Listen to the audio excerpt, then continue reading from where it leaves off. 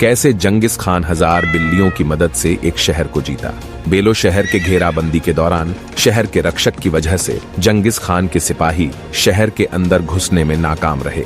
इसलिए जंगिस खान ने शांति की शर्तों के तौर पर बेलो शहर के राजा से 1000 बिल्लियों की मांग की। राजा ने इस शर्त को मान लिया, लेकिन आगे जो होने वाला था उससे राजा बेखबर था। बिल्लियां मिलने के बाद मक्कार जंगिस खान ने अपने सिपाहियों से कहा कि तेल में भिगे हुए कपड़ों को बिल्लियों की पूंछ पर बांधकर आग लगा दो। आग से घिरी बिल्लियां वापस बेलो शहर की तरफ चली गईं, जो खासकर लकड़ी का बना शहर था। डर के मारे बिल्लियां शहर में इधर उधर भागने लगी और फिर कुछ ही देर में सारा शहर आग से घिरा हुआ था। शहर के रक्षक अचानक लगी आग की अफरा तफरी से घबरा गए। फिर ऐसी दौरान जंगिस खान के सिपाही शहर में हमला किया और बहुत आसानी से जीत गए।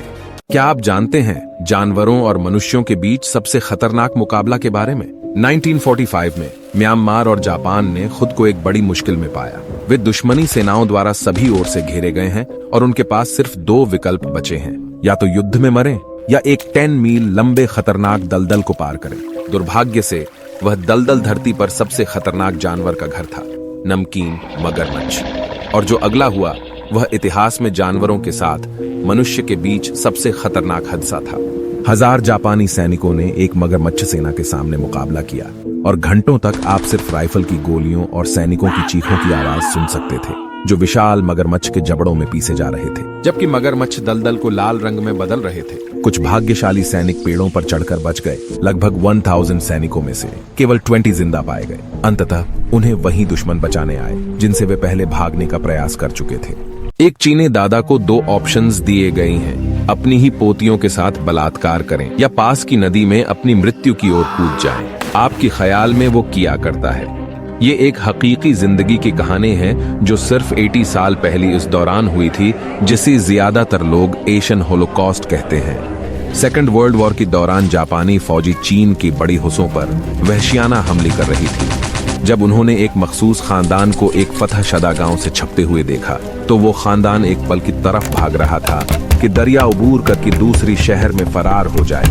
लेकिन ये गरीब खानदान बहुत से खवातीन पर मुश्तमल था, जिसमें जवान पोतियां भी शामिल थीं, जिसका मतलब था कि खानदान के भरपूर कोशिशों के बावजूद जापानी फौजी उनको पकड़ने में कामयाब हो गई।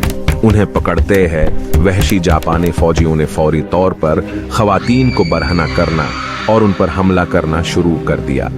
एक बार जब सिपाहियों ने अपनी हैवानी ख्वाहिशात पूरी कर ली, तो उन्होंने अपनी जिंदगी का सबसे ज्यादा तकलीफ द मंजर देखने वाली मर्दों को 2 गैर इंसानी ऑप्शंस दी। इज्जत के साथ अपनी मौत की तरफ को दी या अपनी ही पोतियों के साथ बलात्कार करके एक और दिन देखने के लिए जिंदा रही। मैं आपको अंदाजा लगाने दूंगा कि आगे क्या हुआ। क्या आपने कभी सावो मैन ईटर्स के बारे में सुना है? ये इंसानों पर सबसे खतरनाक हमलों में से एक है।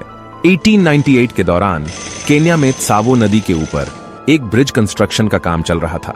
एक रात जब सभी वर्कर सो रहे थे, उस वक्त 2 शेरों ने उन पर पहली बार हमला किया और कुछ वर्कर्स को उनकी टेंट से घसीट कर ले गए। लेकिन जल्द ही उन शेरों की हिम्मत बढ़ गई और वे दिन के दौरान भी हमला करना शुरू कर दिया। इन 2 शेरों ने वर्कर्स के बीच दहशत बना रखा था। वर्कर्स ने उन्हें रोकने के लिए बहुत कुछ किया, जैसे कांटेदार बॉर्डर बनाने से लेकर टेंट के आसपास आग लगाने तक, मगर कुछ काम नहीं आया।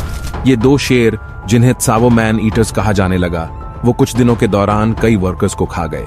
फिर आखिरकार ब्रिटिश अधिकारियों ने कर्नल जॉन हेनरी पैटरसन को उन दोनों शेरों का शिकार करने के लिए भेजा। कई नाकाम कोशिशों के बाद आखिरकार उन दोनों शेरों को मार गिराया गया, मगर तब तक वे तकरीबन 28 वर्कर्स की हत्या कर चुके थे।